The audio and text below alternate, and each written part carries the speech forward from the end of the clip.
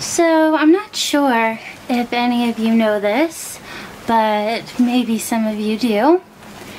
And that is that for the last 10 years I've been writing my biography.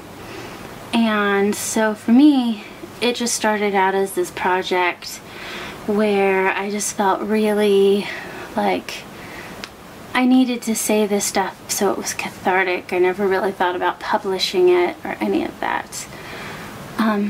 But over the years, I mean, this has turned into quite a big, long book, and I'm not even close to being done with it. For me, when I'm in the thick of things, I can't really write about them because, you know, I haven't processed yet what I feel.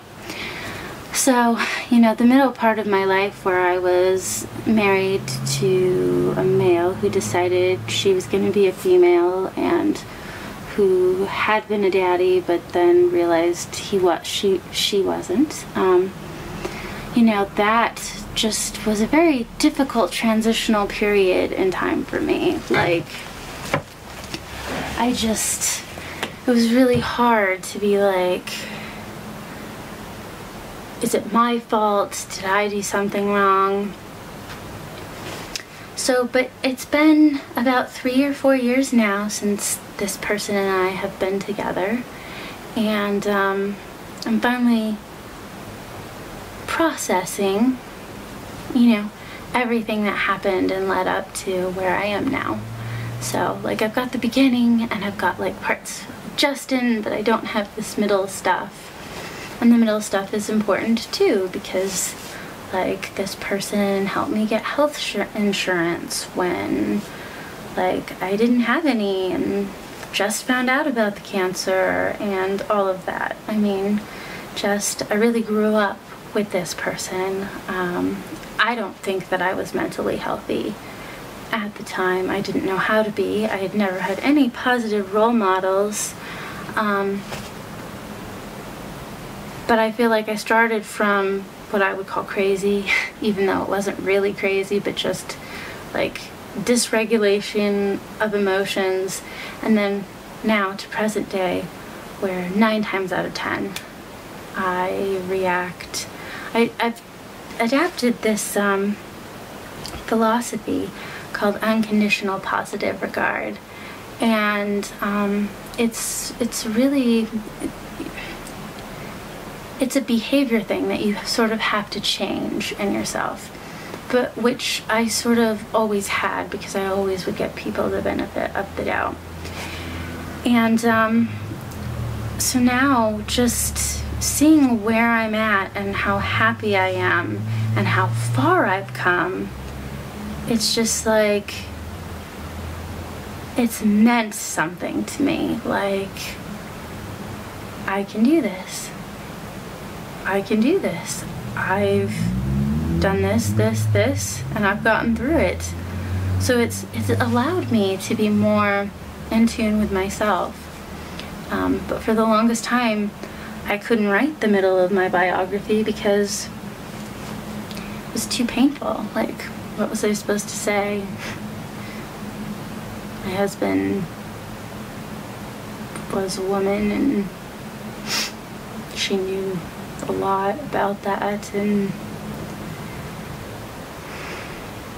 you know, I don't know, just, you know, like even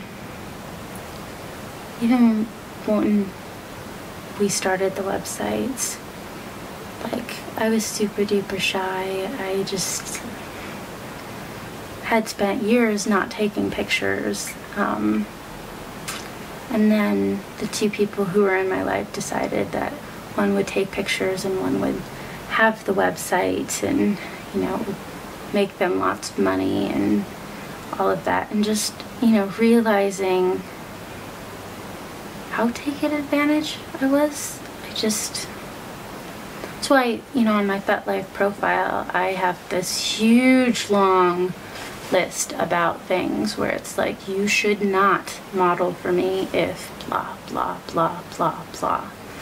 Because, you know, it's it's hard, you know. You don't know how much money you're going to make during things. You can never take it back. And I think I really lost a lot of my innocence back then because I was just sort of thrust into the public light and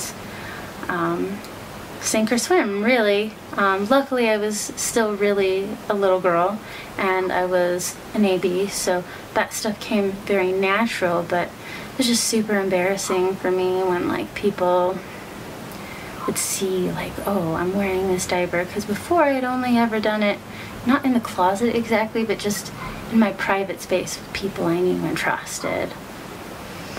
So I think that, you know, finally some of the last ties have been broken with a specific person, and as a result I think that it's going to be time to finally start talking about my side of things. And you know, each side of the story has two different things. You know, she has her side, of course I have my side. I don't want to attack or make anybody feel bad, but my life happened a certain way, and it was formed a certain way because of the interactions I had with this person. So I feel a sigh of relief, really. I feel like I can start talking about this now, whereas I just bottled it up so much inside. And we've been really good friends for the last 3 to 4 years, although we were still married during that time. You know, we were still really good friends. But now that we've decided that we're not going to talk anymore and our divorce is final, I can move on with my life. You know, there was just so much hurt and pain, and I never got an apology. And that was hard. That, for me, was the hardest thing, to just, you know, like being told, well, I knew I wasn't what you needed, but I didn't want to lose you. It was an actual quote from this person, and it was like I couldn't even comprehend that for a very long time, because it was like I could have still been friends with this person. That's the kind of person I am. And instead they were selfish and put me in a relationship that they really couldn't handle, nor did they want, and then systematically denied me things that I needed so that I wouldn't leave them. And you know, that's more and more of these revelations have started coming to the surface, whereas before I thought some of them were more benign and not that important, but they are important. They're really important, and they've formed me. Now, don't think for even 1 second that I regret who I am. I'm awesome. I mean, not many people can say that about themselves. I'm awesome. Like, and I have this person to thank for that, and everybody else who's been in my life in the last, 30 years who's tried to help me up. But it's really hard when a chapter closes and now a new chapter is going to begin. The old chapter has ended. It just feels like the end of an era for me, which is good. I wanted a divorce for like 4 years, so I'm glad that this is over and done with, and for the most part was really nice and well handled. But